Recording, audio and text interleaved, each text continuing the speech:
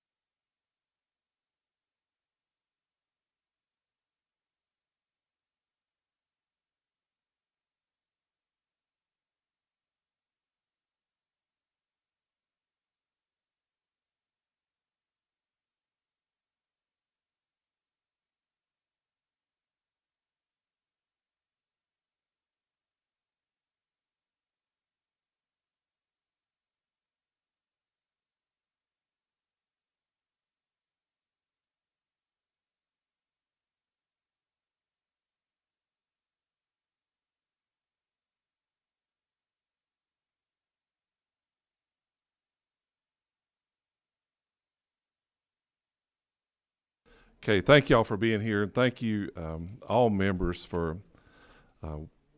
listening to Chairman England's work and the committee chairs on that budget. It was a tremendous amount of work, and we got one of the chief architects right here beside me right now. Miss Courtney is sick with the flu, and so y'all keep thinking about Courtney.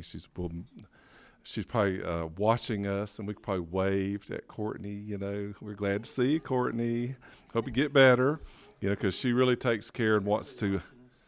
Well, maybe she's not, but we like to think she probably is. We'll get a text in a minute that she is. But, appreciate you guys being here quickly. We're going to get on because I know everybody's got a lot to do today.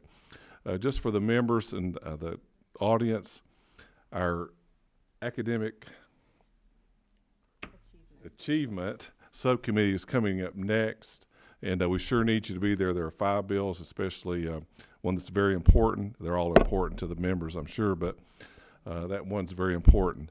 I'm going to sign a few bills right now into Academic Achievement Subcommittee. It'll be House Bill 527, House Bill 464, and House Bill 444. In Academic Innovation, we'll put House Bill 421, and it'll meet next week. First off, Mr. Petrie, he has, believe it or not, House Bill 1. I mean, in your career, that's a great number, and I want you to tell the whys and wherefores of your bill. Thank you, Mr. Chairman. You got me. Thank you, Mr. Chairman, and I will be quick indeed. This is House Bill 1, and I wanted to emphasize the importance of it to me and to folks in where I'm from, towards Savannah. This is LC 33-7500. This bill, very simply, renames the Georgia Special Needs Scholarship Act. So Senate Bill 10 back in 2007 was passed by Senator Eric Johnson, and who led that effort. That was in the early days of discussions about choice in education. He led that effort to provide for a scholarship for families who have children with special needs and developmental disabilities to have a choice.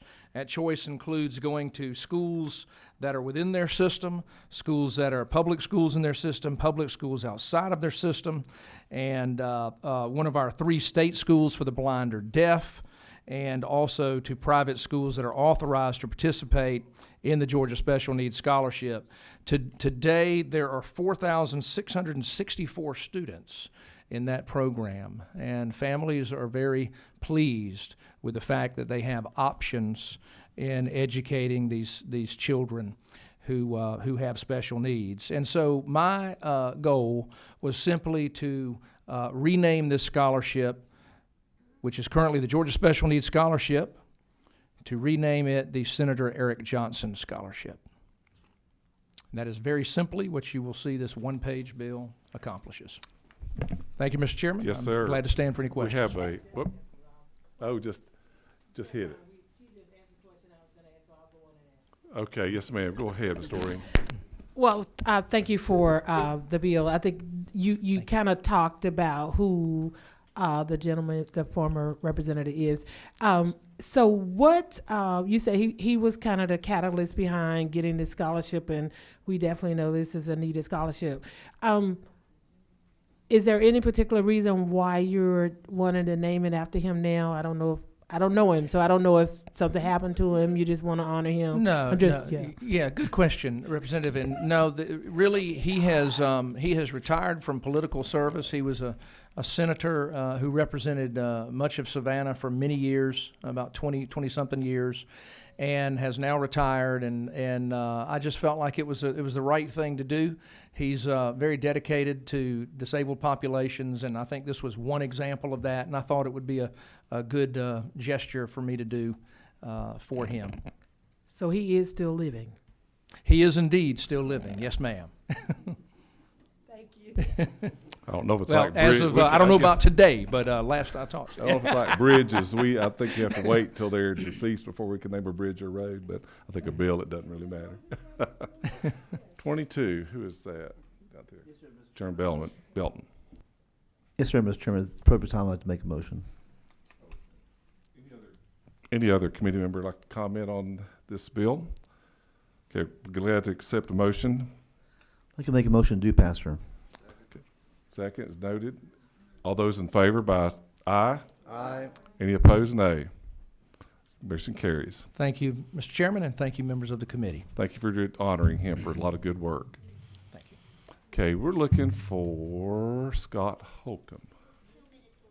2 minutes. We can wait.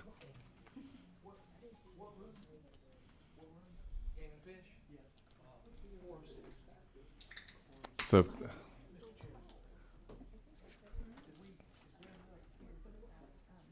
let,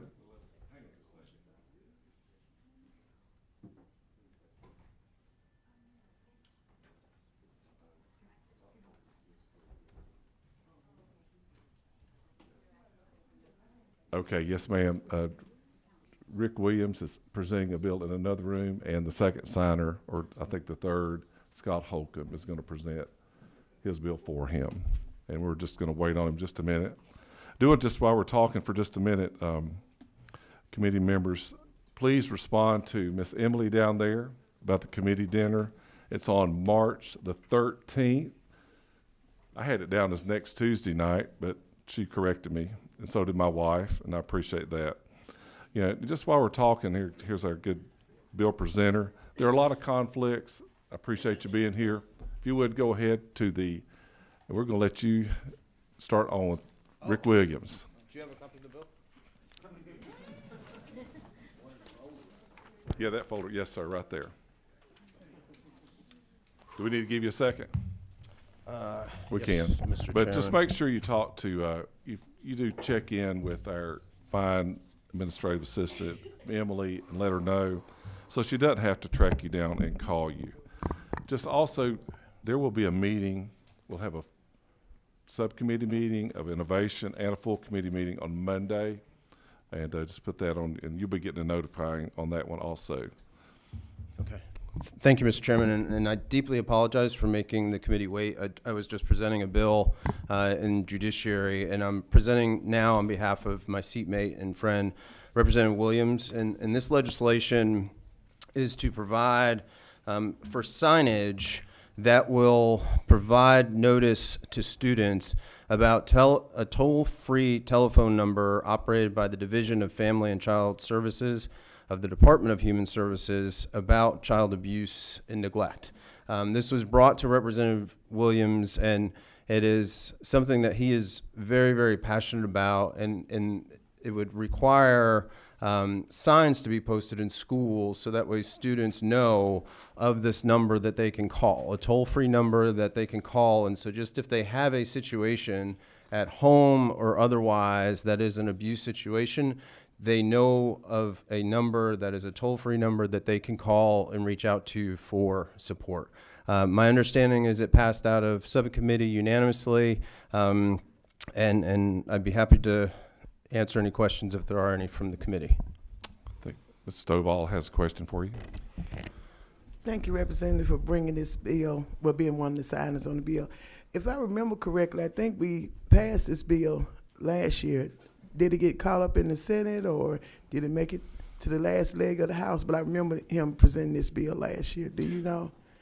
Representative Stovall, I don't remember where it got caught up, but you are exactly right that it did pass out of the House last year. That's right. Thank you, ma'am. 24. That's me. Chairman I was just going to Cantrell. say, it did pass out of the House and passed unanimously out of Senate Ed as well, and got caught up in Senate rules. That's where it ended. What a shame. Well, we look forward to him getting this through, we hope. But any other members have a question for the bill sponsor? Hearing none, I'd like to accept a motion. The motion do pass. A second? Second. All those in favor, aye. Any opposed, nay. Motion, great job. Thank there. you, Mr. Chairman. Your seatmate will be so proud of you. Okay. And just by the way, Courtney did wave. She sent us a little waving hand, and so she's got us on the big screen, so we appreciate doing that. Okay, at this moment, we will adjourn the full committee meeting, and we'll move on to the Subcommittee of Academic Innovation, Achievement. And Vice Chairman, Ms. Stovall, will come and take this, and we've got an order. We'll take just a pause for a minute because there may be someone who would like to speak on any of the bills that are coming up. You have we have in this committee meeting now, we have House Bill 83, Demetrius Douglas, 86, Tommy Benton, House Bill 444 with Burt Reeves, 464, Martin Montahan, and 527, Chairman Dickey. The first one we're going to do, because Chairman Reeves has got his own committee that he's got to work on. We're going to do 444 first, Madam Chairman, if that's okay with you.